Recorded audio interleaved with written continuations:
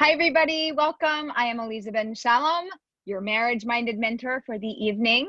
And we are so excited that you are here. To all of our new friends, welcome. To all of our old friends, welcome back. So happy to have you guys here. Tonight, we are talking all about dating FOMO. And the question is, what is dating FOMO? So FOMO is all about fear of missing out. You know that thing where you're on a date and you're like, yeah, they're all right, but like, I mean, they're okay, but I mean, maybe there might be somebody else, like, I think, oh, he or she, nicer looking, smarter, better. I don't know, like, is this the best person that I could get? Or is there potentially someone or something else that's better for me? So, you know that feeling, that FOMO feeling, that like, oh, I don't know if I should pick you because there might be somebody better than you, right? That's all about dating FOMO. And I want to say a special thank you to our sponsor. This evening is sponsored by the Seattle Shadchan, Lori Young. She is here with us and she is wonderful. She has done coaching and matchmaking and she works with hundreds of matchmakers and singles. She is dedicated, committed, and really fun to work with. So if you, Sarah, yes? Can I say something really quickly? Aleeza, I don't even know if we ever discussed this, but I actually worked with the Seattle Shadchan. I didn't work with her. She set me up with one of her clients about 2 or 3 or 4 years ago. And it was such a positive experience because it was clear that she was really working for her client and picking the right people for him to go out with. And she was just amazing throughout the whole process. We went out 3 times, but like she was there to handhold along the way without being overbearing or like sticking her nose in your business. But yeah, it was a really I think like she's probably the only Shadchan that I can say that I had a really positive experience with. So just putting it out there. Wow, that's a huge compliment. Amazing. So everybody, you should also know that we have people on this webinar across all ages and all stages and all backgrounds. And so Lori, the Seattle Shadchan, works with singles from conservadox through orthodox, anywhere on the spectrum. And she's really phenomenal. So if you have any interest in finding out more about her, you can check out Seattle Shadchan. And then at the end of the webinar, I'm going to tell you another little surprise that's coming up. Even Sarah doesn't know. So, Sarah, that rarely happens, by the way. You know everything. That's because it just came up today, and we didn't get a meeting today. Is that the thing you texted me about? No. Oh. That's something. And I really don't know. Okay. If you're typing, you're gonna mute yourself so that we don't hear you typing. Yes. But I like your comments, so you can chime in. The other thing that I want to tell everybody about as we're getting started is there is an amazing book coming out, and it is called Virtual Dating, and it's coming out this Sunday, and I'm so excited. This is all about your guide to a relationship in a socially distanced world. Yay! I will tell you that Sarah was my right hand and left hand and every hand woman in this book, and it would not be here if not for Sarah. So it is phenomenal. Wait, I got to show you because the book has, besides in the beginning of every chapter, so just for example, this is chapter 3, Hooked on You. So we have a little quote, sometimes we have little story boxes, and then it goes through the whole chapter. And then at the end of chapters, we have workbook exercises and really awesome things for you, and like a takeaway and something to do. So this isn't like sit and read and lounge and just chill. This is like, get yourself in gear and get ready to virtually date with a lot of success. So on Sunday, you can get it, God willing, as if all things go well. It will be on Amazon. Just look up Virtual Dating and you will find it. Okay, here we go.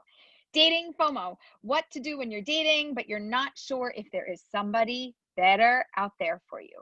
So I need us to have a mindset reset, because here's the deal.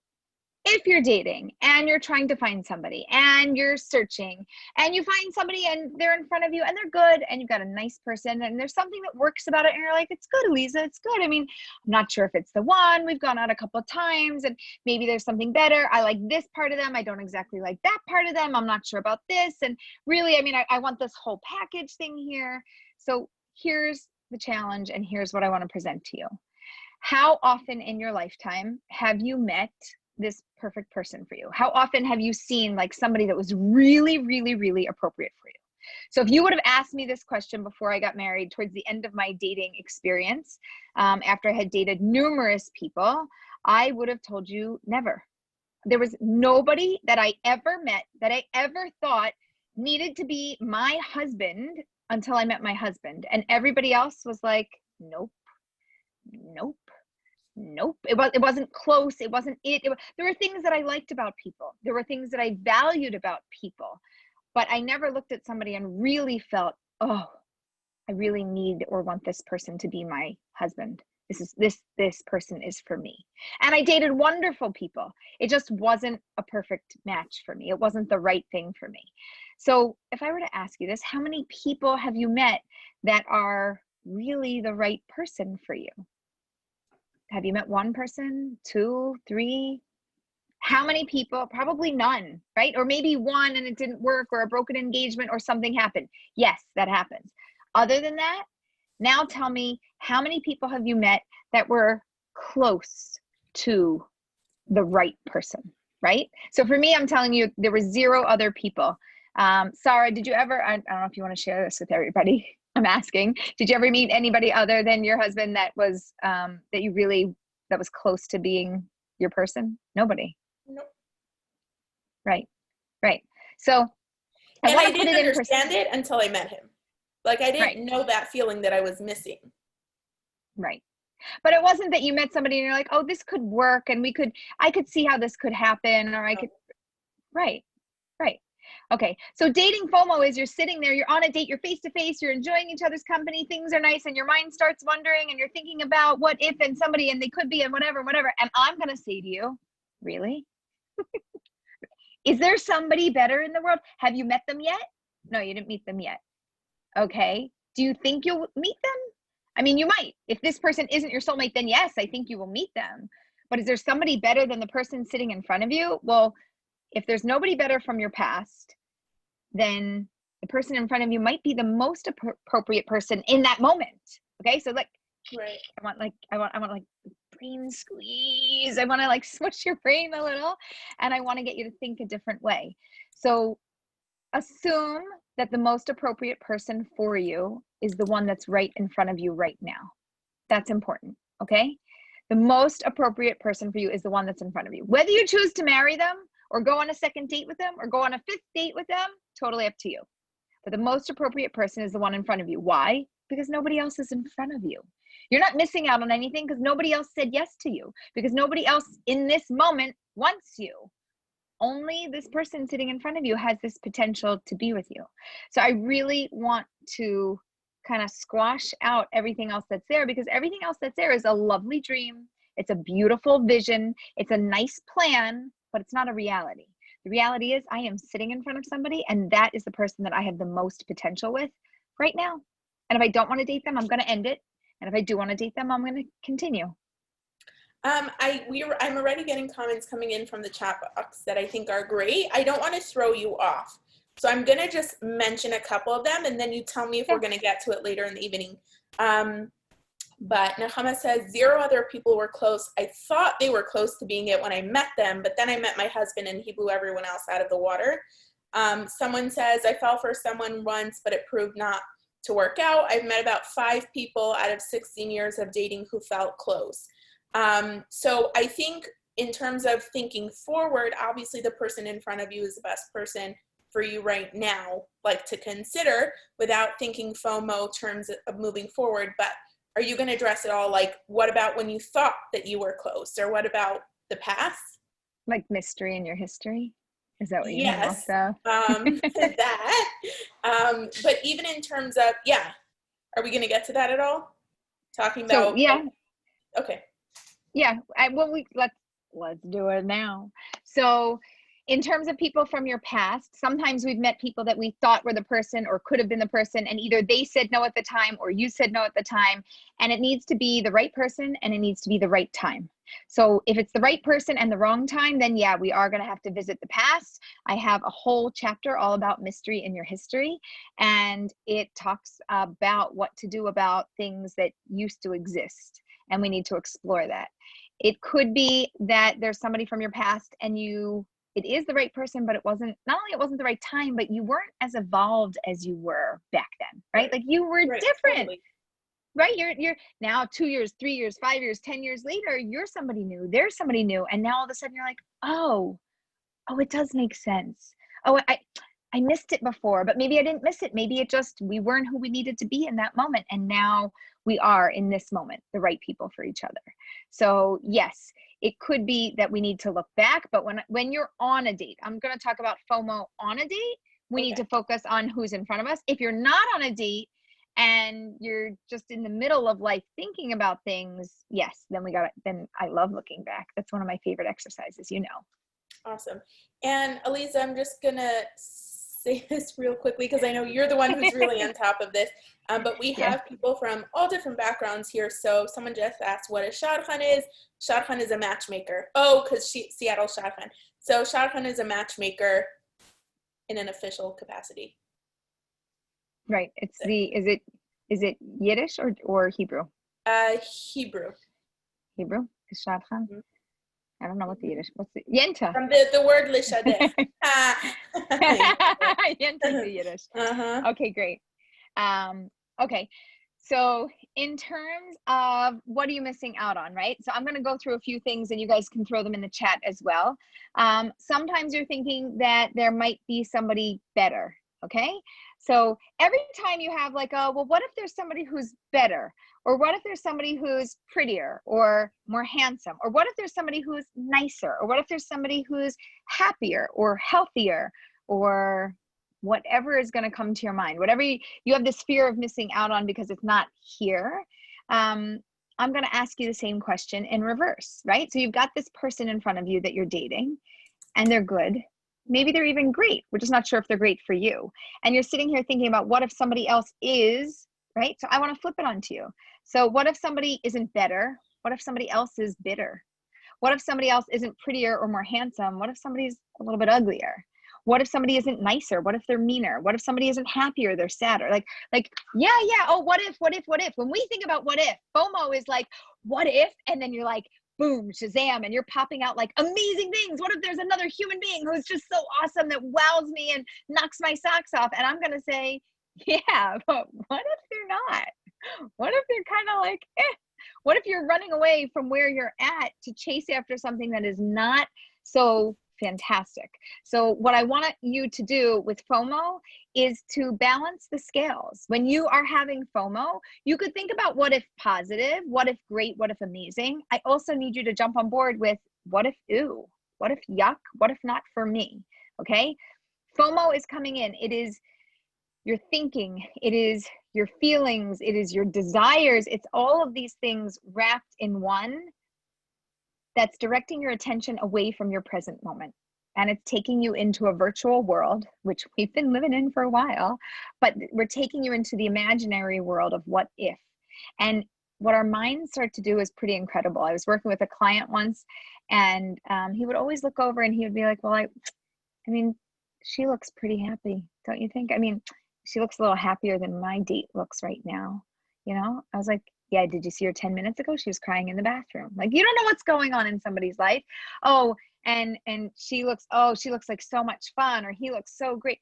He was just always looking at other people and seeing how wonderful everything else was. But he forgot to look right in front of him to see how great the person was in front of him. And we had to constantly redirect the attention. It was kind of like, you know, like the horse where you have to like put those blinders on. So they're just like, right? You can't look further than that. You should at a certain point have tunnel vision and zoom in on who you're looking at. And in terms of talking about zooming in, I want to talk about actually zooming in and zooming out visually, like getting the micro macro visual. So zooming in, let's zoom into you. how easy or hard do you want this process to be? If you want it to be an easier process, then I want you to focus on who's in front of you. If you want this to be a more difficult process, then just put your attention everywhere and we'll just figure it all out as we go. And it's going to take twice or 3 times as much time. Now let's zoom out. If we are zooming out, we talked about this, you know, how many right people are there in the world for you? So I asked this question to a client once. I was like, no. So there's a whole world. The entire world is open to you. You can date and marry anybody in this whole world. Out of this entire world, how many possible people do you think that you would really be a good match for? And he thought about it and he goes, 100. And I was like, oh, 100. Oh, that's a lot. I said, how many of those 100 people have you met? And he said, maybe 4 or 5. I said, you met 4 or 5. Out of 100 people potentially in this world, how long have you been dating for? He said, over 20 years. I said, over 20 years and you've only met 4 or 5 of 100? Do you really think there's 100? And he paused and he was like, how many do you think there are? And so I said, to be honest, there are millions of people in this world. How many people do I think are potentially right for you in this entire universe, in this whole world? How many? I don't think more than 10. I don't think so. Unless you are super flexible, have very close to 0 preferences, and anything and anybody makes you happy all the time. It makes no difference who you're with. Now that's not possible. We all have preferences. We have things that, you know, visually make us happy. We have things that you smell it and it makes you feel good. You hear music. People have preferences about music. Is it good? Is it bad? Is it right? Is it wrong? No, it's just different. One of my most favorite words. It's different. We all have different preferences and we're supposed to have different preferences. And different preferences means that finding somebody within this world to match you and your preferences is going to be really difficult. And there's not going to be every human being in this world that you could potentially be a match for. So play my little game for a minute. If there are only 10 people in the world that you are potentially going to like enough to want to consider to marry, my question is, how many of them have you met? And when I was dating at 24, I hadn't met any of them. The only person that I met when I finally met him at 25 was my husband. And he was the only one in my dating career that made any sense to me to move forward. Now, had I continued to date, might I have met other people that would be appropriate? I hope that would have been the case, but it doesn't always happen. Some people will meet 1 or 2 or 3 or maybe even 4 potential people, but there's not so many potential people in the world because we are unique human beings. So I'm saying all this to build this up in your mind and your heart and just for you to feel it, that when you're sitting there on a date or you're looking at somebody and you're evaluating the situation and you're having this FOMO, this fear of missing out on someone better or different or this, there's maybe 10 people in the world you're going to match with. Maybe you've met 1 or a few or none. And why are we looking anywhere else than the person in front of us? So here's the reframe, right? We're going to just like smush your brain. The reframe is, I do want you to have FOMO with the person sitting in front of you. I want you to have a fear of missing out. Good one, Sarah, right? Yeah. I want you to have a fear of missing out on this human being in front of you. Are you looking at your bashert and are you passing them up and saying no and walking away because your attention is somewhere else? That's what you should have FOMO about. You need to have FOMO about missing out on your soulmate who might be sitting in front of you. Or you might need to have FOMO about missing out on mystery in your history, somebody from your past. That's what I want you to have FOMO about. So that's my total reframe. And I do want you to have FOMO. Just make sure it's FOMO of the right thing. And you got this. Like, it's okay. Your person is here. The one thing I know for sure, your person is alive. They exist in this world. They are here for you. Where? I don't know. We're playing Where's Waldo. It's my favorite game. You know, you open it up. By the way, I love games and puzzles and like figuring things out. I'm a good detective and I love to solve things. So like, where's Waldo? Search everywhere for them. First, search near, very close. Then widen your circles, then wider, then wider, then wider. Then you could expand to the whole world. But start with your local network first. Love okay. it. That is my FOMO talk. Awesome. Before we jump to questions, can I actually share something? I don't know why it didn't hit me in all the time we've been talking about this FOMO webinar, but the unicorn analogy. You didn't say it tonight, right? No, you say it. This was, I think, the most helpful. I mean, I don't know if anything was the most helpful with Aleeza because she was super helpful, but one of the most helpful pieces of wisdom that Aleeza shared with me while I was dating, because I think I mentioned this once before, like a lot of webinars ago, but I am a very logical brain person and my husband is a very feely heart person. Yeah.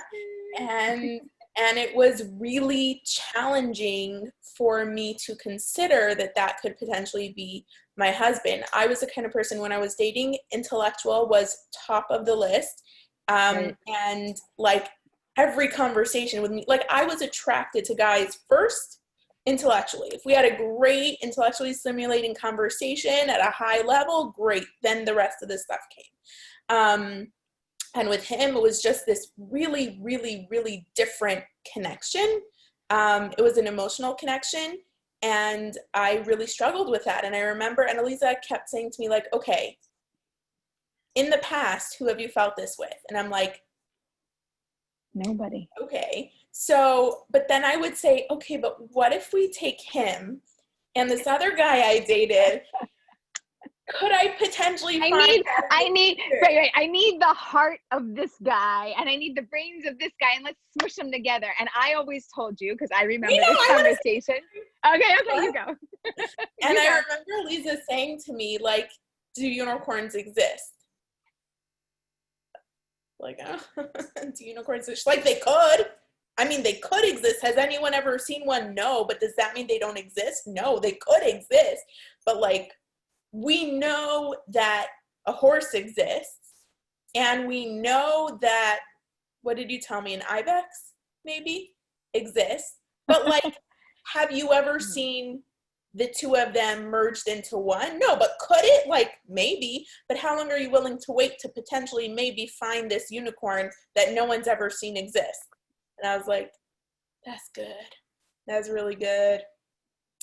And to back it up, this exists and what I had right in front of me, that was honestly really perfect for me. And the backup to that, the second piece of that is when we talked about the, like the brain thinker guys, the intellectual types that you had been dating, we said that they never had this piece of it, right? So we had a history of knowing that you've dated people like that and none of them had ever had that. And so my point was, it doesn't come together. It doesn't mix. It's like oil and water. Like in salad dressing, you shake it all up and you smush it together for like 30 seconds. It stays together and then you leave it and then it separates out.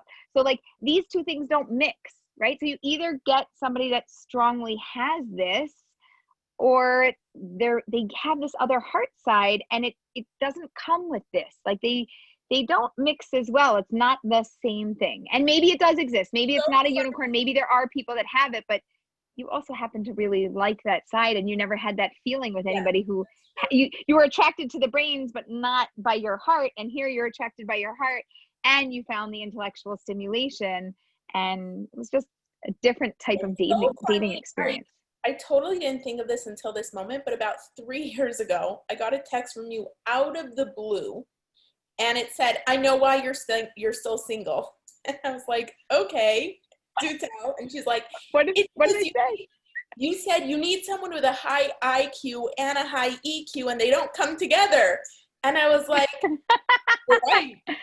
And then you were doing some research back then on like why they don't come together, how they don't come together. Now, don't get me wrong, there are intellectual guys out there who are nice and sweet and kind and are, do have decent emotional decent EQ.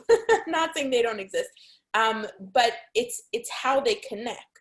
And it was to the degree that you wanted the IQ, and the degree, like, you know, like it's like balance, like this in one side or this in the other. They always have like some sort of balance to each other. yeah, So I I did, love this. and I remember that text now. I was like, that was a little chutzpahdik to say, like, I know, but it's true. It was true. Honestly, it was a good text to get. It was like, oh, someone gets me. I remember when you said that. So someone just said, and I have to repeat this from the comments, sorry to quote Dennis Prager, but he said, dating isn't a Chinese restaurant. You can't pick 3 traits from column A and 3 traits from column B. I love Dennis Prager. That's great.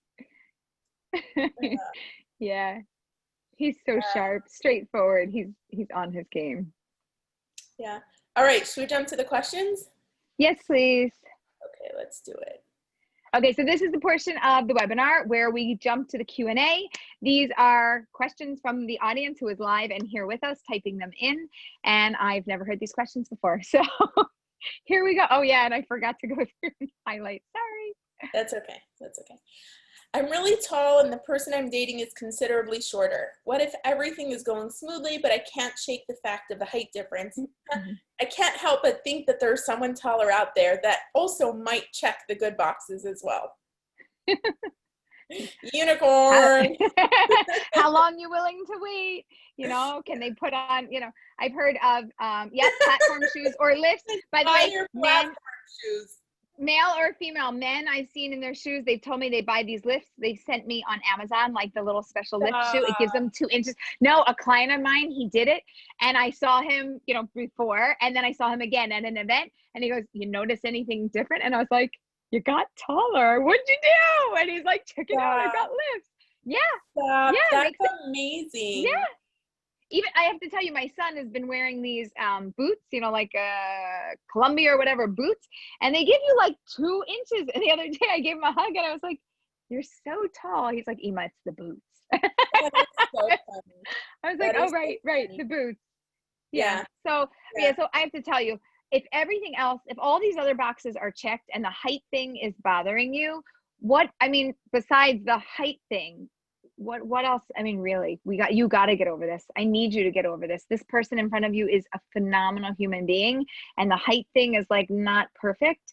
You got to get over that one. Normally I'm not a fan of saying get over this. It doesn't matter. It's no big deal. I'm not saying it's no big deal. It is a big deal, and it bothers you, a lot. And guess what? I hope that that's the only thing in your relationship that ever bothers you. Okay. May you have a peaceful, awesome relationship that is just free of other challenges, and may this be the one irritating factor in your relationship that I wouldn't mind. You won't mind either. Trust me.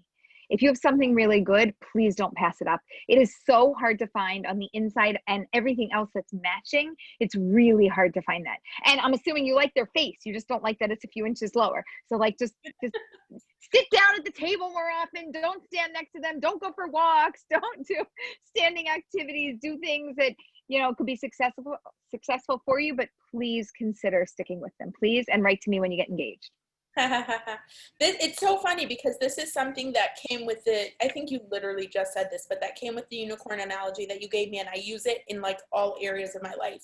But what I know in front of me exists for sure 100%. What I have in front of me, I know exists for sure 100%. Could something else potentially better, potentially more perfect, potentially more like what I'm working for exist? But I don't know. Am I willing to give up a certain known for a possible unknown? And that's it. That's exactly right. That is how I say it. And this is a guarantee. This is here. That unknown is this lovely dream that you've had, or I've had, or anybody's had for all these years. I'm putting that in the comments because that's a good question.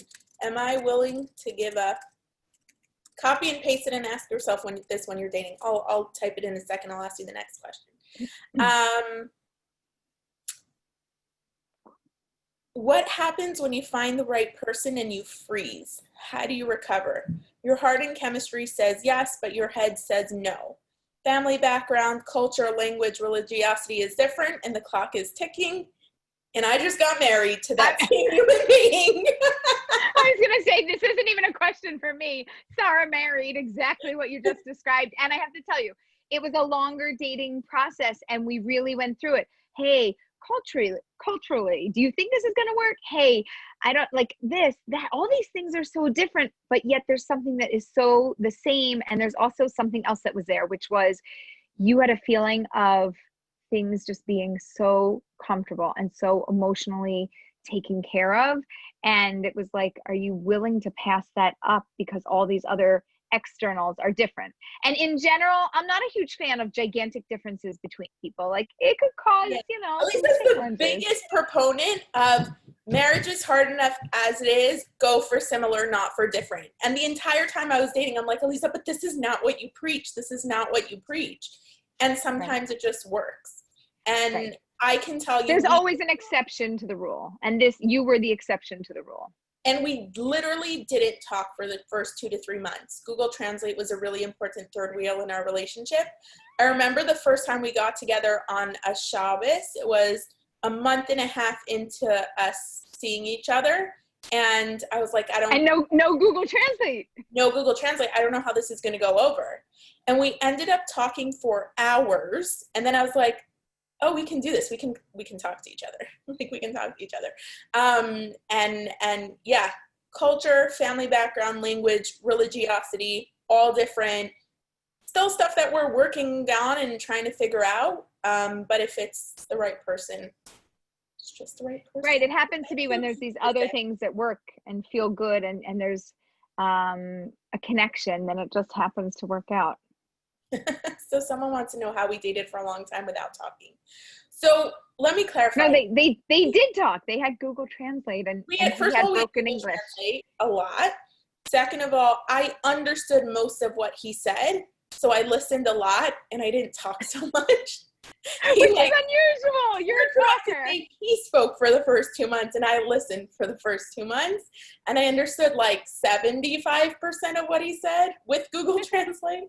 And then, yeah, maybe it's better not to understand. I can say for sure, and my husband actually said this to me, he's like, if we both spoke the same language, there is no way you would have dated me. And he's 100% correct. It was only because we had to work to understand each other and we had to take the time to actually figure out how to communicate that even gave us the possibility of dating. And I will say it comes with its struggles. Like 2.5 months in, he didn't realize that we were dating. Like those things really happen and they're not minor. Like they are major, but it's still worth it. If it's the right person, it's worth it. Maybe I should try dating men whose languages I don't speak. I mean, I'm not saying it was a unique and interesting situation, and you did have a lot of FOMO. You had a lot of FOMO, but Aleeza, what if I am giving up on everything else that I knew that I always wanted, and I'm going to go for somebody and something that is just so foreign and so different? I said, okay, but you know, how good did you feel in all those other relationships? And you're like, not good enough. And how good do you feel here? And you're like, really, really, really good. But your brain kept saying, but it doesn't make any sense. The shit doesn't make any sense, even though I like it and even though I feel good. I don't understand why. It still doesn't make any sense. The best thing you said to me was, you're right. It doesn't make any sense. That doesn't mean it's not good. It's true. That's what I said.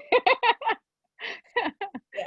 I did give you a lot of good advice. You're welcome. And that's why I'm married. Guys, when I say that Aleeza's worth working with, I am not kidding. He speaks, someone asked what language does he speak? He speaks Hebrew. So I'm lucky. And now Sarah speaks Hebrew even better than she used to. Thank God. Yeah, I speak okay. You need enough similarities and enough differences for a relationship to work. Well said. I think so. All right, next question. I love how Sarah remembers everything that Aleeza said. That would be the brain. By the way, no, you know what, right? Because she's like, Aleeza, and you know what you said? And I'm like, no, tell me. What did I say? I don't remember. I really don't remember what I said. Just tell me which piece of advice. I mean, I have a lot of different advice and I have no idea what you're thinking about. But she also remembers my lines so well. Like when she repeats it, no, it is actually what I said. It's not like her version of it. It is really what I said. You know why? Because it made such an impact on me. And I took it to heart. And also I gave myself time. Like everything Aleeza told me wasn't, Aleeza, I feel like this is one huge promo for Aleeza, but it's not. But one of the things, like, Aleeza doesn't tell you what to do. Aleeza helps you figure out what you want to do by pulling the information out of you. So it was never like she ever told me what to do, other than the time when she told me I'm going to marry this guy before we were dating. That's a side note. Aleeza helps you find the information that's in you that you may not necessarily have access to just because it's not typically the way you think. I have a very specific way of thinking, and so for me to break outside of that box was challenging, and I needed someone else to help me get there. Yeah. That's okay. Next question. I'm not okay, this is a good one. I'm nervous that I will listen to this advice, get engaged, but then have FOMO for the rest of my life. Yeah, that happens, by the way. I have been in bridal suites and like getting ready for the wedding, and they're like, you sure I'm not making a mistake? Like maybe there's somebody else out there that's better for me. And I'm like, I don't know. Did you meet somebody yesterday? Like, have you seen anybody? Because I haven't seen anybody yet. And they're like, I know, right. I know, FOMO is something that comes from within, and it's nothing that's wrong with the other person. I have to say, like, it's really our own brain that is tripping us up. And you might have FOMO for the rest of your life if you choose to constantly look outside of where you should be looking. You should have blinders on and you should be looking where you are. You should be looking to say, what do I love about the person that I'm with? What do they do that's wonderful? How do they take care of me? How do I take care of them? How do we match? What are the things that are great about us together? If you're focusing on all of those things, where else are you going to find that? I was working with a client once, and she and I had been talking, and we're talking about dating and relationships and FOMO and everything. And she was like, oh my gosh, Aleeza. She goes, I made a mistake, like a really big mistake. And I was like, what? She's like, I don't think I should have gotten divorced. I said, what? God. She said, now I'm having FOMO, like fear of missing out. I think I missed what was right in front of me. True story.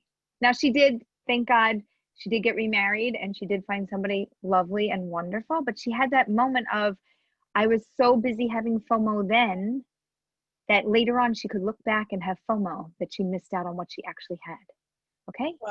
This runs so deep, and it can take you so far out of your relationship that you can have a beautiful relationship with your FOMO and your brain and your imaginary person that's coming to you.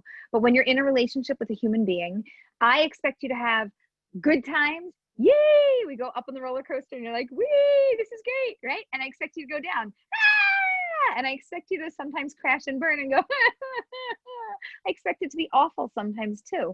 That's life. I don't expect you to have a perfect relationship. I don't expect you to always like the person you're married to. I don't expect you to always feel like you love the person you're married to. I just expect you to stay married and to keep trying and to make it work no matter what today brings. Because I don't know about today. I don't know about tomorrow. I just know that if you stick together for a lifetime and you work at it, you can have a beautiful relationship. And if you stop looking at everybody else who seems to have something bigger and better and just, oh, and more and you just focus on the ooh and in your own life, you should look at your own life and have FOMO of missing out on your own life in that moment, because that's really what you're going to be missing out on. I think it's important to acknowledge where we get the ideas that we get about marriage. Thank you, Hollywood. And you gave me this piece of advice. And I think it's been so helpful throughout the whole dating process and engagement process and, the 4 minutes that I've been married. But the idea that just because you find your person and you marry your person doesn't mean you're never gonna oh my God, what did I do? And I think every person who's ever gotten married has basically said that, if not 98% of them have this moment of and it's usually in the moments of that are a little more challenging and what if. But for me, just that knowledge that was a normal part of the process and just an expectation that might come up was really comforting for me. And in those moments was okay, this is normal. Let me remind myself why I'm doing this and why I'm here. Next. It's just, it's not getting stuck in that, oh my God moment. It's acknowledging it, sitting with it, moving on. Exactly. All right. Well said. Oh my God. We have a follow-up. I love follow-ups. Remember the guy with the schlumpy clothes who bought shorts from Savers? Okay, so the guy with the schlumpy clothes who bought new shorts from Savers has now bought a new 2017 car, so I'm driving in a nicer car. He's able to emotionally express himself. So even though he's not the Calvin Klein guy, he has a good heart. Should I stick it out? He pulled it together. I mean, it sounds like yes. And he's stepping it up and he's making an effort. Can I tell you how many people make, you know, like a really great effort in a relationship? Not everybody. Like if you have somebody and there's some potential there, should you stick it out? Yeah, you should stick it out for dating longer. You should, like if we're coaching together here, you know, I would tell you, when in doubt, go out or date them till you hate them and just keep going. If he's stepping it up and you're like, oh, wow, yeah, that's better. I like that. Oh, you did. Oh, you're okay. I remember this story of, who told this to me? One of my singles said, a Rebbitzin once told her that one of the girls, you know, as they're cleaning up from their Shabbos dinner, came into the kitchen with her and she's like, oh my gosh, your husband's fabulous. I want you to find me somebody just like that. And the Rebbitzin looked at her and she goes, if you think he was like that when I met him, she's like, he was wearing 2 different socks. His pants weren't the right height. Like, you think that he's so fabulous? You want to know why he's so fabulous? He married me, you know, like we pulled it all together. He didn't show up like that to my door. And if he showed up like he showed up to my door, to your door, you'd turn him down in a minute. So yeah, people have the potential to match, to step it up, to shift, to change. I'm not asking you to change him. I'm asking you to express what your preferences are, to talk about what you like, what works for you, to figure out who they are, and to see where you both land. I'd like to see if this sticks, right? Does he just go back to his old self, or does he incorporate some new things? Only time will tell, and the truth is you need longer in these types of situations for dating than shorter. I wouldn't rush to an engagement. I'd rather draw it out a little longer so you get more experiences so you know if it would work for you. But keep going and keep us updated and come back and tell us a mazel tov if and when it happens. Yeah. All right. So let's start going through these a little bit. Let's get question answers. Rapid fire. Más rápido. Aleeza's rapid fire, but like, we'll try. Chick chack, my hair. He's got a nickname. She's like, yes, Mr. Savers Shorts is stepping it up. Okay. Mr. You guys get engaged, you know what cake we're gonna send you, right? Okay. Okay, if they are the right person, but you have a deal breaker that you can't get over, for example, they aren't Jewish, do I walk away deep into the relationship? Will I regret this for the rest of my life if I move forward? Or if I walk away, conversion is on the far horizon, but again, the clock is ticking. Okay. Good question. So number one, if there is a deal breaker, do you walk away? The answer is maybe. Okay. You gave a very specific example. I'm Jewish. They're not. Do I walk away and what do I do? So I said this once before and I'm going to say it again. And I hope it like words from the heart should enter the heart and this should come with the right meaning and the right moment. You could marry anybody in the world and you can have a mate. And if you get married to anybody in the world, you will have a mate. If you are Jewish and you're in this world and you want a soulmate, you need to marry somebody that matches your soul. You need another Jewish soul to do that. So you have to have a partner who's Jewish to end up with a soulmate. Otherwise, you'll just end up with a mate. So it depends on you. How important is your Judaism to you? If you're on this webinar and you're asking this question, it tells me that it means something to you and that you know, and that even if it's just deep or it's buried or it's somewhere, or even if, you know, like you're not religious or attached to your Judaism or majorly anything, but there, I hear there's this like spark and fire and there's like something inside. Maybe it's even like this quiet whisper, like, I need to go find my Jewish soulmate. Okay.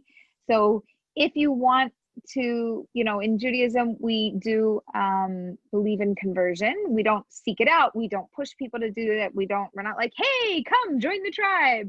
We're, like if people seek us out and they want it and whatever, that's a whole nother story. But I would be concerned that it's not about a conversion. It's about somebody wanting to be on the same page as you in terms of values and something really deep and meaningful. And so again, the fact that you're asking this question tells me that this is something that does bother you. And it sounds like it's a deal breaker to me. And it also sounds like it's a long or longer relationship, and it might be really hard to break it off. So I would tell you to get the support that you need to continue to gain the clarity that you need, and look a little bit deeper into this. Deal breakers are really difficult. Usually deal breakers are deal breakers for a reason, because it breaks the deal and it's just a no-go. And it's, I like you, and it might even be, I love you, but I will not marry you. And I've had this with different clients that I've worked with, and at the end of the day, there's nothing wrong with them. They're perfectly, fabulously, marvelously wonderful human beings who are just not your soulmate.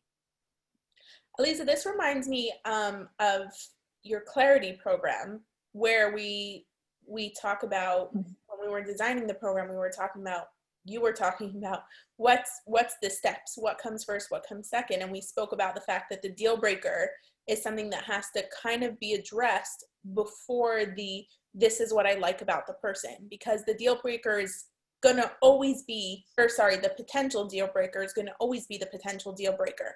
And dating and it overrides the value. Doesn't necessarily make the deal breaker go away. And so I feel like this is a classic example of address the deal breaker, because if it's going to be your deal breaker, then all you're doing by continuing to date is getting deeper into the relationship emotionally, when you kind of deep down know that that deal breaker is going to be the deal breaker anyway. Right. Exactly. And that's also, by the way, I just have to do a plug. This whole clarity program that I developed, that Sarah helped to take my brain and put it on 50 pages of paper, we are submitting to a local university, and they are developing it. Yes. And it's going to be called Illuminate, Bring to Light If This One's Right. And so excited. Just follow up with me in a year. It'll be closer to being ready. I see something that Aleeza's been working on for years. Since 2016.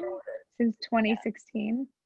And yes, because I knew you were going to ask. Yes, I did use the clarity program to figure out it. Yes, I did. Okay. All right. Is FOMO another version of cold feet? I know I personally use it as an excuse when a guy actually has potential. Cold feet. Cold feet, I think, is different. I think cold feet means I'm nervous, I'm anxious. Cold feet could mean a lot of things. FOMO is one of them, but I don't think it's the only thing I don't think it's synonymous. I think cold feet can mean numerous different things. And if you're using cold feet or FOMO, then my advice is, when in doubt, don't go out or date them till you hate them. You're not allowed to break up. Usually I tell people, I'm like, here's the deal. If you're my client, this is one of my rules, that if you're dating somebody and you go out once or twice or three times and things are starting to go, even though you're not sure and you're not totally buying in, if you would like to break up with them, and by the way, I did this with Sarah, but if you would like to break up with them, you can, but you have to call and break up with them to me. I have to buy into this breakup before you then call them on the phone to break up with them. And that way it'll keep you from making a mistake. It will help to keep your rational thinking in. And if I can, talk to you about why this just isn't a reason to break up, or why this doesn't make any sense, and you buy into it and we're all on the same page, then you don't break up and you keep dating longer until you figure it out. Awesome. All right. How do you get over that perfect person in your head while you're going out with guys who are great, but not necessarily what you envisioned? It's hard. It's really hard. Some of us are super creative. If you're like me, I have a super creative mind. And so trying to figure out what's exactly right and what's going to work and how and why. And we have these grandiose visions and dreams. It's hard to get over them. How do you get over them? I think we mentioned this before. There's your vision and there's your reality. And you should love your vision, and you should know what your vision is. And when you're in front of somebody, you should know that your vision is just imaginary and your reality is standing in front of you. So you could hang on. I sometimes tell people you don't have to get rid of your vision. Like, it's a beautiful vision. You can just say, but my reality is I'm going to choose somebody who's like this. And it matches in some ways to my vision, and in some ways it's different. And I'm looking forward to seeing all the great things that come out of it. Awesome. So we just got in the chat box someone saying, all I can say is, where's everyone finding all these great guys? So what I'm going to say to that is, and something I've been saying since I started dating, which in some crowds I'm super young, in some crowds I'm super old. My birthday was actually this week. I just turned 28 and I started dating. Happy birthday! Thank you. Thank you. But I will honestly say that I think it comes when the time is right, when God feels, I always said, God knows my address. He knows where I'm at. He knows what's up. He has my guy. He'll send him at the right time. And that wasn't something that, like I just said, I genuinely meant that and believed that. And I think that's true for everybody. So yes, we have to put in our effort. Yes, we have to do the things we need to do, but ultimately it might just come from the randomest place. So there isn't any one specific place, and it will feel like, where are all those guys, until you just find that one. And that's why you should do things like, but that's why you should do things like +1 Perspective, which is one of the programs that we have with Daters Academy, our online program, and it helps you to look around and look for your +1 everywhere, and to be like, maybe that's my +1, maybe that's my +1, maybe, to see all the opportunities that are really in front of you, and not to write off ideas before they even get pitched. Yeah, someone just said the best matches I've seen were through friends introducing. I know a lot of people met through Saw You at Sinai. I heard of a few couples who married through J-Swipe, and I was like, that's cute, but that doesn't happen to regular people like me. Then I met my husband on J-Swipe. But I honestly, genuinely didn't expect to. So I don't know. I feel like you just never know where there's no one place to look for them. All right. Next question.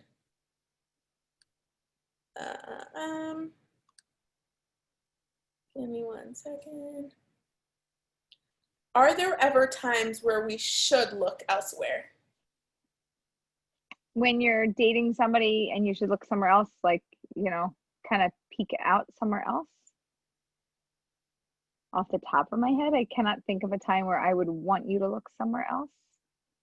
Is there, Sarah, any reason why I would want them to look somewhere else? There's nothing I'm like, no. I missed what you just said because I was trying to read other stuff. But I think, I don't know. So I don't know what you just said, but I think if there's a deal breaker. No.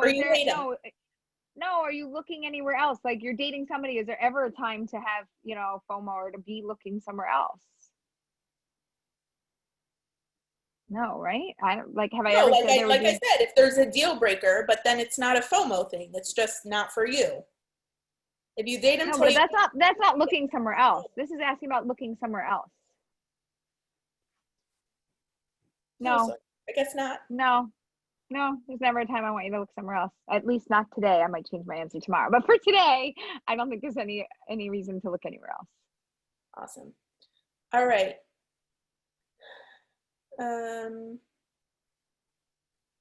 Okay. Does this concept, so we got a few questions about this, and I know we discussed it in a different webinar, so we can definitely direct people there. But in the meantime, does this concept of finding better elsewhere apply to attraction as well? What are your thoughts on feeling attracted, not feeling attracted? If I don't feel it, what should I do? How important is it? So we did a whole webinar on this. We don't have to go into it, but how does this fit into the FOMO piece? Yeah, so I tell people this: when you get married to your spouse, you're going to be, this is my person, and you're going to be good with them. And then you're going to go around the world, and you're going to still look around the world, and you're going to meet people, and there might be other people in the world that you find more attractive than your spouse. Is that possible? It's really possible. You still might see other human beings in the world, even though you're married and you chose your person and you love your person and you like them and you're attracted to them. You still might find somebody else in the world that you're like, woo, okay, don't look there, right? More attracted over there. Yeah, that might still happen. So I don't want you to be surprised. Now, wait, sorry if I tell the question because I got off on a tangent. I want to make sure I'm answering the question. I do this sometimes for anybody new. Okay. When you say FOMO, fear of missing out, is there someone out there that's better for me? Does this, and you say no, look at the person in front of you. Does this apply when we're talking about attraction? Like if I'm not feeling attracted to the person in front of me? No. Okay. So listen, again, you're a body, you're a soul. I need you to be connected to the inside and who they are and what they believe and what they're all about. But I also need you to have an amount of connection to the outside. Okay. To what degree do we need an attraction? Depends on who you are. Some people need certain things and some people are super flexible, and it just depends on you as a human being. So I'm not asking somebody to go in and to be like, no, everything's okay except for that. And so I'm going to keep going, but I still have FOMO and I'm looking somewhere else. No, I want you to have a degree of attraction and connection to your partner. How much? Go watch the other webinar on attraction. The replays are there, and we just did it. Attraction, satisfaction. Okay. Last week or 2 weeks ago? Last week. Definitely go check it out. But okay, I wasn't listening to your answer, so I'm not going to say anything. All right, next up. How do I know if I'm being too picky before saying yes to go out?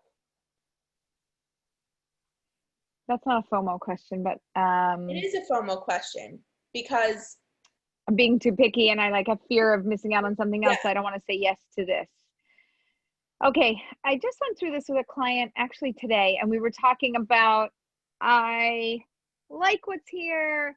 I'm not sure if there's something a little better than this. Should I keep looking? Shouldn't I keep looking? And my basic thing is, if you have something decent that's worth looking into, yes, you should go out. If there's something there, you're going to know it, you're going to see it, you're going to develop it, great. And if not, then we're going to move on.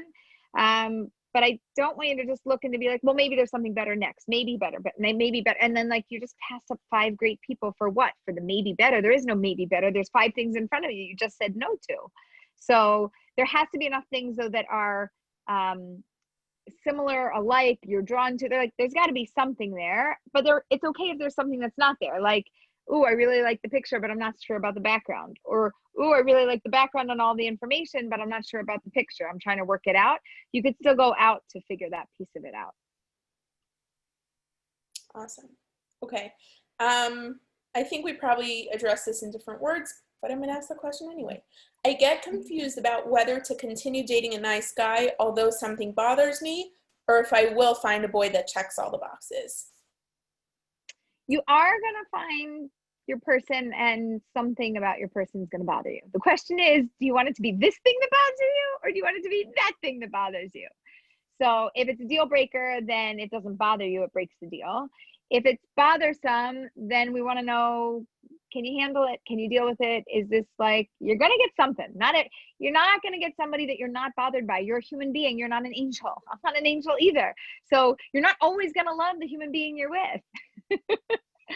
So yeah, you need to continue dating and to see if this thing that bothers you, like, is it like one of those minor irritations, like a minor friction, or is it like grating on you and you're like grinding your teeth and then you have no teeth left because you're just irritating you, right? But also maybe you're grinding your teeth will irritate him, so I don't know. Sorry. Love you, Sarah. Love you too. All right, we ready for the next question? We're ready. All right. How do you wait for the perfect guy without worrying?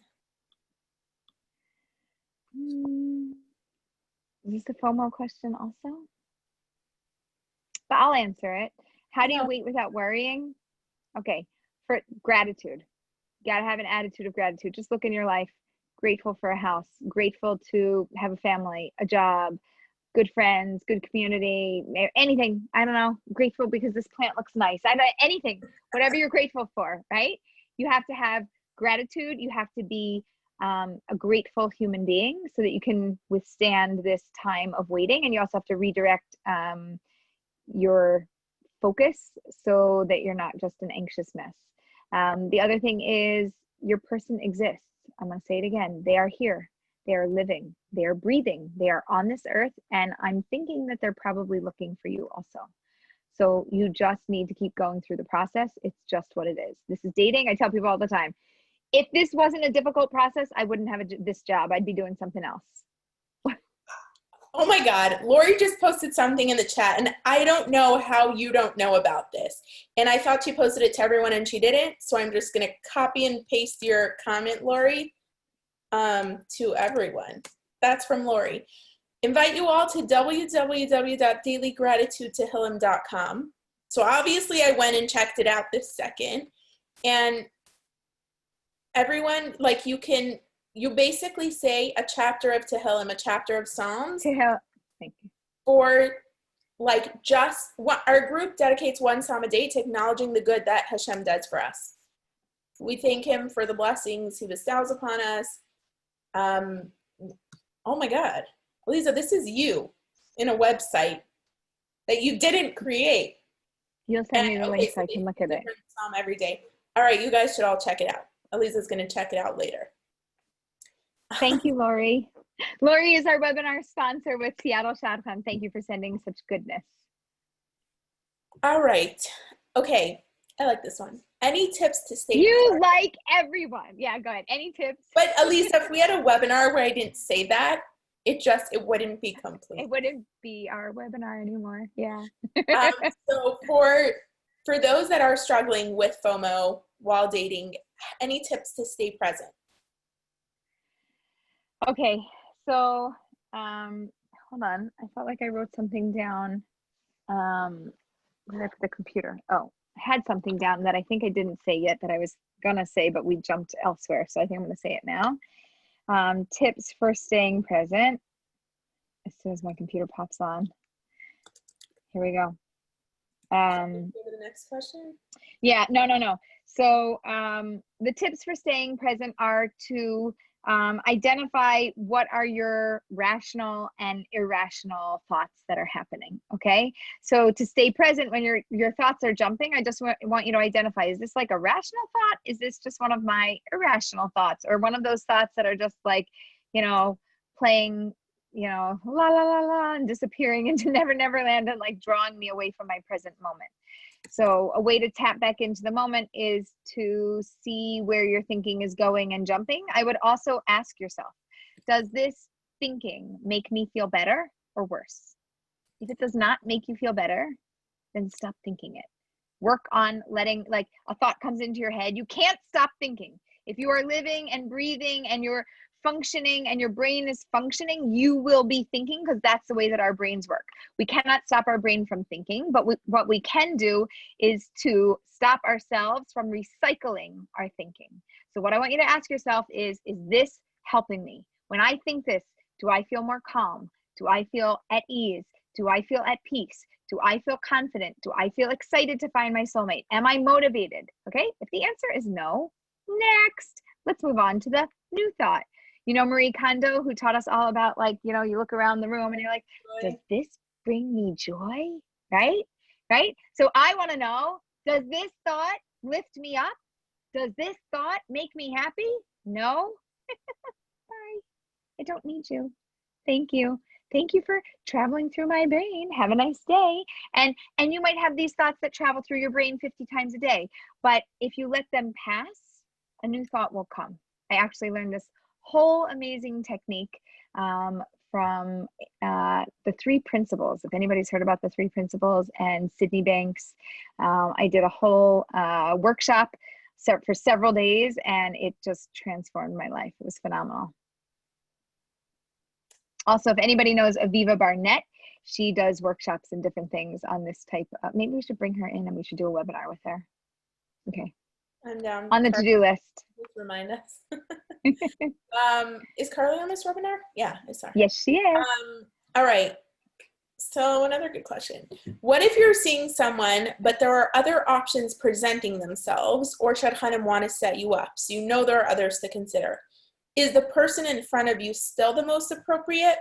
What are your thoughts on exclusivity? So kind of a 2-parter there.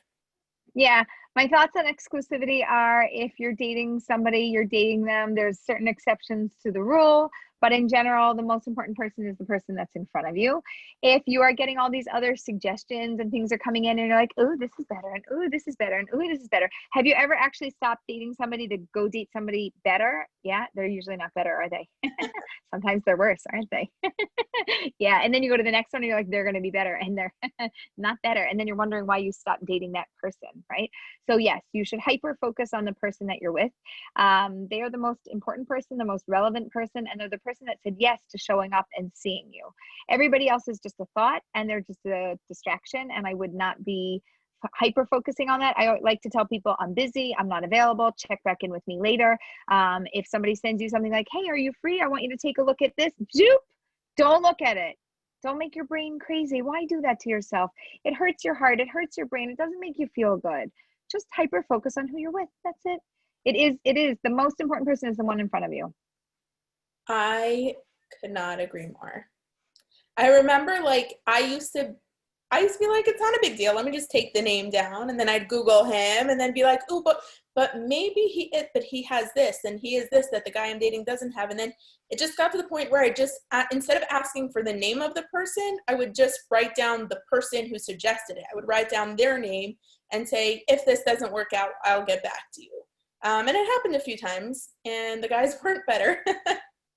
And it actually happened like when I first met my husband, I was like messaging two guys. I met them both on JSwipes. I was messaging two guys at the same time. And then I was like, I don't want to keep messaging this guy who's in New York while I actually got to meet this guy who's in New Jersey. And I'm really happy that I told him, like, because I could have, right? Officially, we weren't exclusive, whatever. And it just made my brain crazy because he was that intellectual guy. And we connected intellectually, and I had that conversation with him, and it was a different kind of connection. And if I would have just kept messaging them both, that would have driven my brain nuts. And so I just said, I was like, look, I actually ghosted him. I'm a little embarrassed about that. And he called me out on it, so I respect him for that. And I was like, look, I just met this person and I'm not comfortable talking to both of you at the same time. And I didn't know how to say that. And he's like, just say it next time. So if anyone's wondering if they should just say it or not, just say it. And I'm really happy I did, because I was able to give my full focus for as long as I needed to while I was dating. Great. All right, next up. Someone else said, I take names because Shadchanim forget, which is fair, but I don't Google them. So if you have that kind of self-control, that's cool. All right. So we answered this question. This is not FOMO related, but I'm going to throw it out at you anyway. What's your success rate? How long does it usually take for someone to find a match? Wait, Aleeza's not a matchmaker, so I don't know if this question is for Lori, but do you have anything to say anyway? Yeah, I'm not a matchmaker. I work as a coach. And our success rate is that people don't ask for refunds because they have a fabulous experience in working with us. And we've had hundreds of singles get engaged and married. But we're not the matchmakers. So how do you count success? I mean, I count success that people are satisfied with the services and the experience that they gain from us. And that, I find that people find their people, or in the process, they find a better experience going through it as they're searching for their people. Awesome. And we've had over 200 or 250 clients get engaged and married. That I know of. There's other people who just like, they have a couple sessions and they don't call me back. They take the advice and they move on. Awesome. What if you're dating someone who's really sweet and has no red flags currently, went out with him a few times, but someone else was recommended to you who now seems better in terms of personality and religious-wise? So I know you just addressed this, but kind of the same question. Same answer? Yeah. Okay. So basically date them. Here's the thing. If you keep dating them, either you'll get to the point where you want to marry them, in which case, woohoo, good thing you didn't look into the other guy, or you'll get to the point where you don't want to marry them and you don't want to date him, in which case, go to the other guy. And if he's available, you'll date him. And if he's not, he wasn't meant for you. Right. Right? Totally. Right. Okay.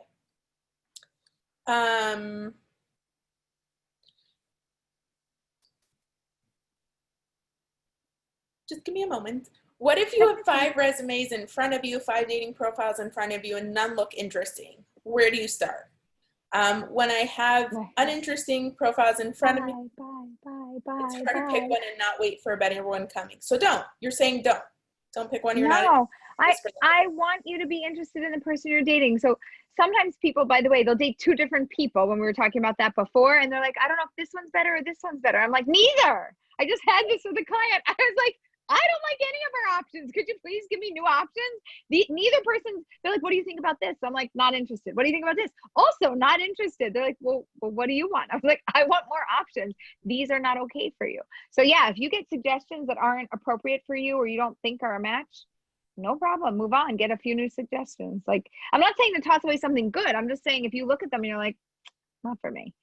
You know, just because you have 5 doesn't mean you have to pick one out of those 5. That's not the rules of the game. I like that.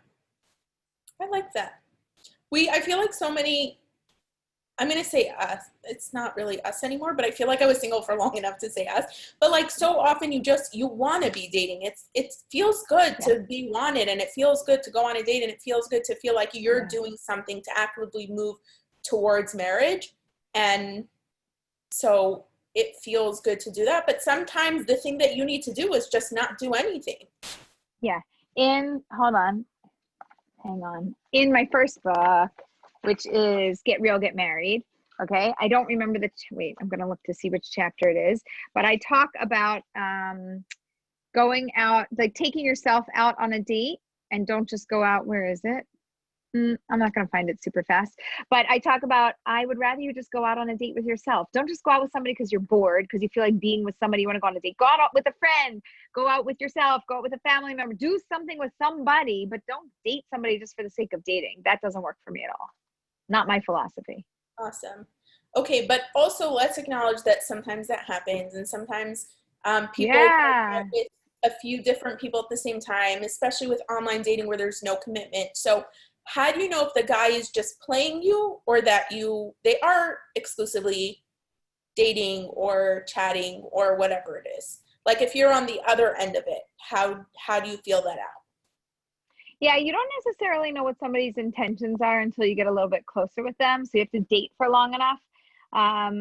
You can always say, you know, like, oh, I'm just like a one woman kind of guy or girl, or one, whatever the other free.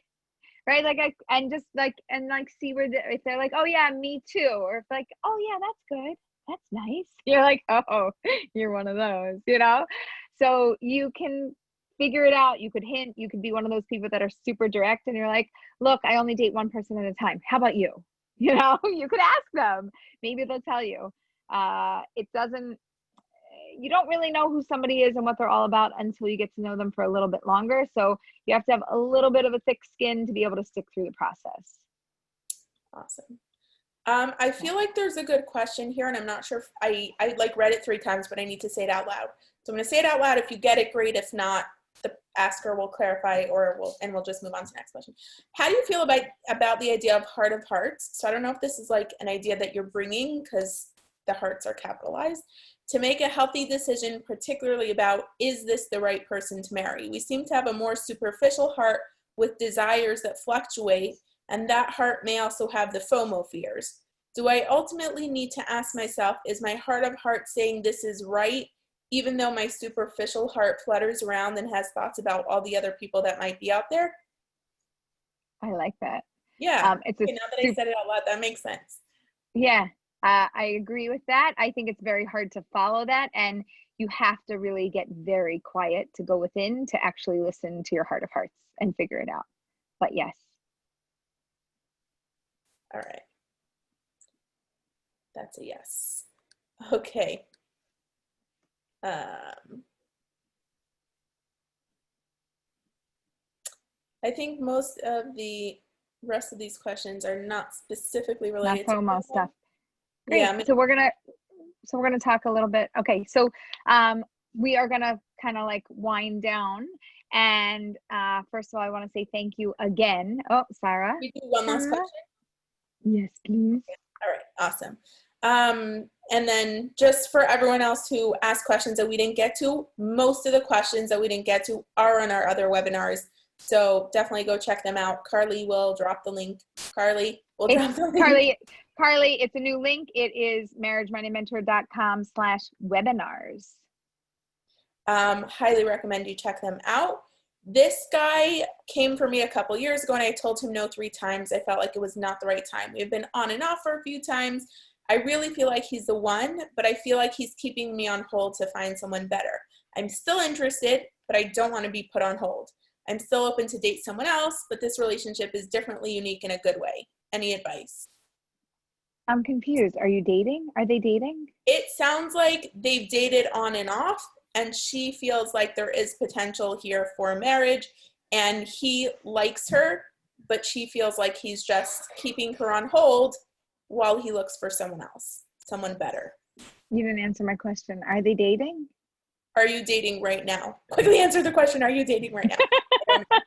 Are you dating right now? Like, now what does that mean? You're on hold. What have does it mean been you're on hold? and off for a few times. And I'm open to date someone else. So I guess they're not dating right now. Okay. So the question is, No, they're not dating right now. Now go back to the question. The question is, I'm interested, but I don't want to be put on hold. I'm open to dating other people, but I feel like there's potential here. Yeah. Okay, so it goes like this. Either be direct and say, I'd love to go out and see if there's really something here and if this could work. Or if you're not a super direct person like me and you're indirect, then you can say something indirectly. Or if you're not the type of person to say anything and you just want them to approach you, then you just say nothing and you keep it as an option for some future time, but you just date other people. Now, we're not waiting for that person. We're dating with intention to find somebody. If they come back, we're going to address it at the time that they come back. If they don't come back and we're not willing to address it before then we're not waiting for them. We are actually looking for our person. Awesome. Thank you. All right. You may continue. Okay, great. Okay, so we are going to wrap up our webinar. A tremendous thank you to our Seattle Shadchan, Lori Young. She is a matchmaker and she does coaching and she works with singles. She is in Seattle. So if you are on the West Coast or in the Midwest area, right, Seattle Shadchan. But if you're in the West Coast or Midwest area, a lot of the singles that she works with are from there, although she has a database and works with, has access to everybody worldwide. A lot of the matchmakers and people that I work with, we all work worldwide. So if you have any interest in getting to know her, you can visit her at seattleshadchan.com. She works with conservadox, modern Orthodox, more religious, anywhere from conservadox up, and from ages about 25 and upwards. So if that interests you and you're curious, you can check that out. And stay tuned because God willing, after the Jewish holidays, maybe sometime in October, we are going to announce a collaboration that we are doing, combining coaching and matchmaking and offering more services. So that's exciting and it's upcoming for us in the fall. Also, if you like this information and you're like, wow, this is great. So you could do couple things. Number one, if you go to YouTube, Carly, you'll have to find the link because it's not just like /marriage minded mentor. It has like a C in there. But if you find us on YouTube, you can click subscribe and you will get updates about the information and things that we put out there. We work as dating and relationship coaches. We work on the video, we work on the phone, and we work with singles worldwide, all over the States, all over England and Europe and Israel and Australia. I just did an interview, by the way, Sarah, with somebody in Australia. A podcast just came out. Nice. So we love the work that we do. We are deeply passionate about helping singles find their way to the chuppah, and we would love to help you. So if it interests you, we've got 2 ways of working with us. One is a la carte, which is session by session. We call it Get Over Your Hurdles, and you can just sign up with one of the 5 coaches that we have on our team. And I would love to make a recommendation of who you should work with. If you're like, oh, I don't know which coach to choose, which would be good for me, I will tell you because they're fantastic. If you want to do something more intense and like really dig in, you could sign up for our Under the Chuppah package, and that is a 3-month commitment and a much larger commitment. You can find out all the information that you need to know on marriagemindedmentor.com. Yes, it is a mouthful. In case you're asking, I was the guinea pig for that. It is worth it. So we would love to hear great news, whether you coach with us or work with us, but at the time that you meet your person and you get engaged and you're like, yes, I got engaged. I'm so excited. I have to text everybody in the world and I have to tell everybody, who should I tell? Who should I tell? Coach at marriagemindedmentor.com. Tell us. We really want to celebrate your success with you, and we want to hear your amazing news, because we know what happens, because people that hang out with us, they just tend to get married. So if you don't want to get married, don't hang out with us. It's not a good idea, because it's like, it's kind of like a thing, like you drink the water and like you catch it. So yeah, hang out with us, visit us, and join us at Marriage Minded Mentor. We've got 20 webinars, I think, Sarah, now that are free and available for you to get a replay. And there are tons of articles. If you go to our website, you'll see on aish.com, we have over 70 articles. We've got videos, like you name it. We have tons of content and information, and it is here for you. And all the questions that you have drive the webinars and the ideas that we do. So if you're thinking like, oh, I'd love a webinar on this, just email us at coach@marriagemindedmentor.com. Tell us. We would love to know about what else we can do for you. All of that is awesome. What's the surprise? No, the surprise is that Lori and I are going to team up in the fall. And Oh, that is really together. And we're going to do like a coach and a matchmaking. You missed it. You're busy chat. Yeah. That's the exciting surprise. I have other matchmakers that I work with as well that have sponsored other webinars, and I love them. And we all don't believe in competition. We believe in collaboration to work with people and help people. And the more of us that work together and help people, the better that your life is going to be, because collaboration is the key to success. Awesome. Yep. Aleeza, did you mention prices? We're getting a question about prices. Did you touch on that at all? No. So yeah. So a la carte coaching ranges from $75 to $150 per session. And the 3-month package, call me, because it's a larger investment. But if you check it out on the website, you'll see all the information about that. All right. Okay. Fantastic. Love you guys. Thank you for coming. And I always say we will see you next Thursday. We have next week. It is called Attraction Satisfaction. Wait, is next week Attraction Satisfaction? Thought we did that. Oh. Yeah, maybe. No, last week we did respectful rejection. Next week is next week is all of you who asked about attraction, come back next week. That's funny. We were so excited about it because we had the flyer. We created them in advance. We're ahead of the game finally. Yeah, come back next week. We did talk about it though on a webinar. We did talk about attraction, but next week will be all about attraction. So fantastic. All right, we'll see you then. Bye, everybody. Have a great night.